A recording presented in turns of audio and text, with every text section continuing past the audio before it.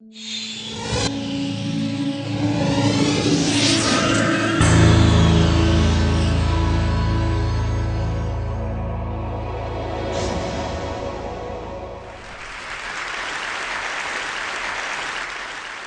grew up interacting with the physical objects around us, and there are enormous number of them that we every day use.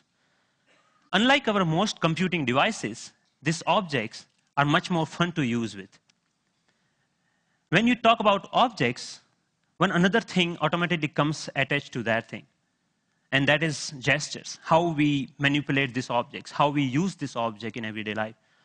We use gestures not only to interact with these objects, but we also use to interact with each other. Like gesture of namaste, maybe to respect someone, or maybe in India, I don't need to teach a kid that this means 4 run in cricket. It comes as a part of our everyday learning. So I'm very interested from beginning that how can our knowledge about everyday objects and the gestures and how we use this object can be leveraged to our interaction with the digital world. Rather than using a keyboard and mouse, why can I not use my computer in the same way that I interact in the physical world? So I started this exploration around 8 years back, and it literally started with a mouse on my desk. Rather than using that for computer, I actually opened it. And most of you might be aware that in those days, the mouse used to come with a ball inside, and there are 2 rollers that actually guides the computer that where the ball is moving, and accordingly where the mouse is moving. So I was interested in these 2 rollers. And I actually wanted more, so I borrowed another mouse from a friend, never returned him, and I have now 4 rollers. What interestingly I did with these rollers is basically, I took them off from these mouses and then put in a one line. It had some strings and pulleys and some spring.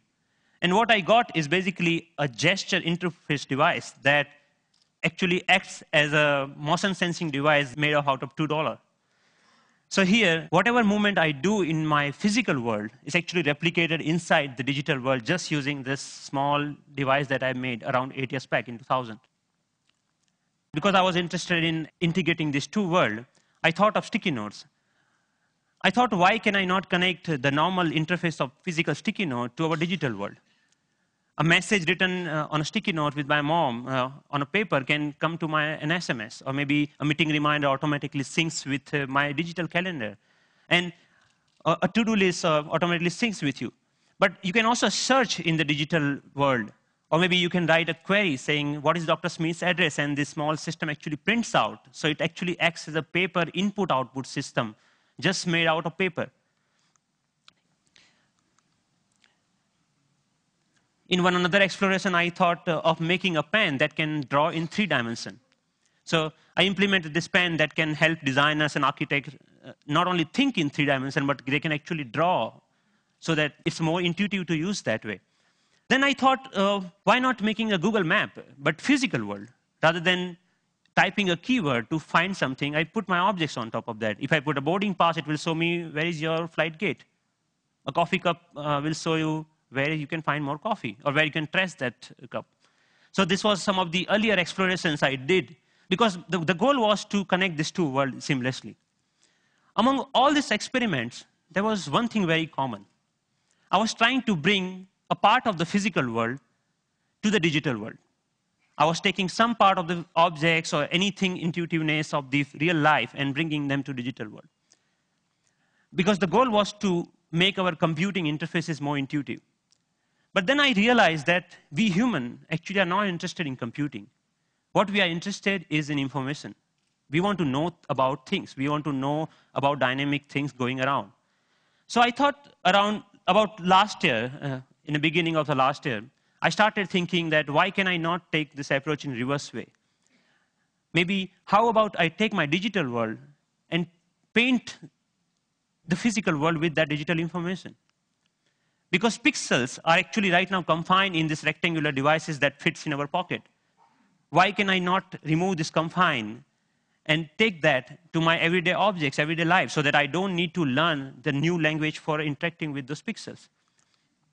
So in order to realize this dream, actually I thought of putting a big size projector on my head. I think that's why it's called head-mounted projector, isn't it? I took it very literally and took my bike helmet, put a little bit cut over there so that project actually fits nicely. So now what I can do, I can augment the world around me with this digital information. But later, I realized that I actually wanted to interact with those digital pixels also. So I put a small camera over there that acts as a digital eye. Later, we moved to a much better or consumer-oriented pendant version of that many of you are now knowing as Sixth Sense device. But the most interesting thing about this particular technology is that you can carry your digital world with you wherever you go with you. You can start using any surface or any wall around you as an interface. The camera is actually tracking all your gestures. Whatever you are doing with your hands, it's understanding that gesture. And actually, if you see, there are some color markers that in the beginning version we were using over there. You can start painting on any wall, that you stop by a wall and start painting on that wall. But we are not only tracking here one finger. We are giving you the freedom of using both of hands. So you actually can use both of your hands to zoom into or zoom out a map just by pinching operation over here. The camera is actually doing just getting all the images, it's doing the age recognition and also the color recognitions, and like so many small algorithms are going inside. So technically it's a little bit so complex, but it gives you an output which is more intuitive to use in some sense. But I'm more excited that you can actually take it outside. Rather than getting your camera out of your pocket, you can just do the gesture of taking a photo, and it takes photo for you. Right? Thank you. And later, I can find a wall, anywhere a wall, and start browsing these photos. Or maybe, OK, I want to modify this photo a little bit and send it as an email to a friend. So we are looking for an era where computing will actually merge with the physical world. And of course, if you don't have any surface, you can start using your palm for simple operation. I'm here, I'm dialing a phone number just using my hand. Yep.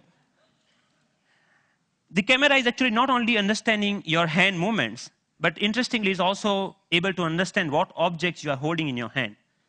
What we are doing here is actually, for example, in this case, the book cover is matched with so many thousands of, or maybe millions of books online, and checking out which book it is. Once it has that information, it finds out more reviews about that, or maybe New York Times had a sound overview on that, so you can actually hear on a physical book as a review of a sound. Gave a famous talk at Harvard University. This was Obama's last visit last week to MIT. And in particular, I want to thank two outstanding MIT So professors. I was seeing the live of his talk outside in just a newspaper. Your newspaper will show you live of your weather information rather than having updated like you have to check your computer in order to do that, right?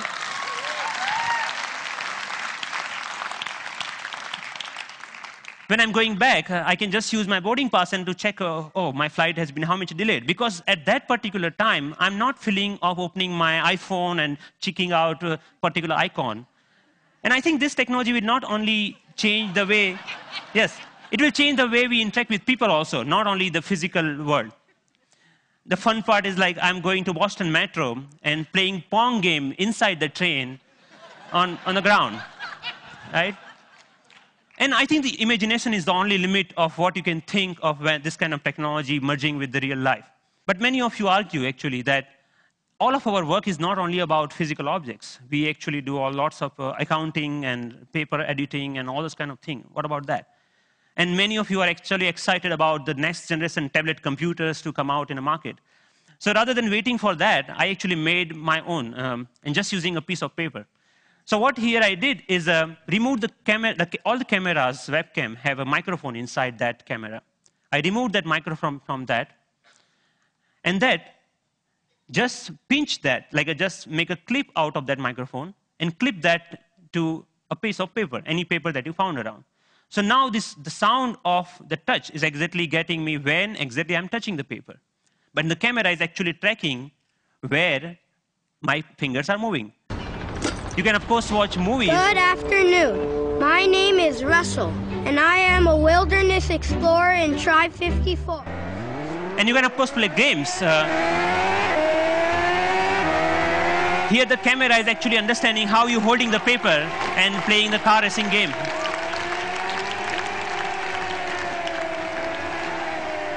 Many of you already must have thought, okay, you can browse. Yeah, of course you can browse to any website. So you can do all sort of computing on a piece of paper wherever you need it. So, but more interestingly, I'm interested that how we can take that in a more dynamic way. When I come back to my desk, I can just pinch that information back to my desktop so that I can use my full-size computer. And why only computers? We can just play with papers. Like paper world is interesting to play with. So here I'm taking a part of a document and putting over here the second part of from second place, and I'm actually modifying the information that I have over there. Yeah, and then I'm saying, okay, this looks nice. Let me print it out, that thing. So I have a now printout of that thing, and now, so the workflow is more intuitive the way that we used to do before, maybe 20 years back, rather than now switching between these two worlds. So as a last thought, I think that integrating information to our everyday objects will not only help us to get rid of the digital divide, the gap between these two worlds, but will also help us in some way to stay human, to be more connected to our physical world. And it will actually help us not end up being machines sitting in front of another machines. So that's all. Thank you.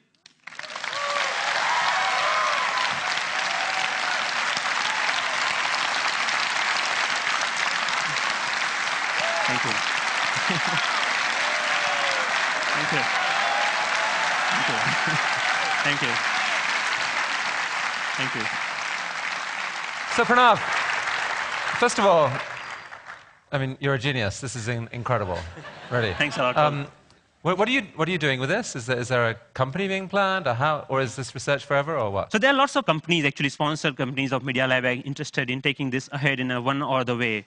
The companies like mobile phone operators want to take this in a different way than the NGOs in India are thinking that why can we only have sixth sense? We should have a fifth sense for missing sense people who cannot speak. Maybe this technology can be used for them to speak out in a different way, maybe speaker system. I mean, what are your own plans? Are you staying at MIT, or are you going to do something with this? I'm trying to make this more available to people so that anyone can develop their own sixth sense device, because the hardware is actually not that hard to manufacture or something hard to make your own.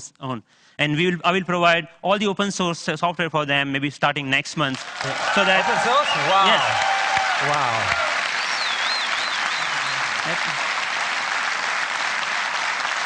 Are you going to come back to India with some of this at some point? Yes, of course. I mean, what are your plans? MIT, India, how are you going to split your time going forward? There is a lots of energy here, lots of learning. Like all of this work that you have ever seen is all about my learning in India. And now, even if you see, it's more about the cost effectiveness. This system costs you $300 compared to the like $20,000 of Surface tables or anything like that. Or maybe even the $2 mouse gesture system at that time was costing around like $5,000. So we actually, I showed that to, in one of the conference to President Abdul Kalam at that time. And then he said, okay, we should use this in Bhabha Atomic Research Center for some use of that.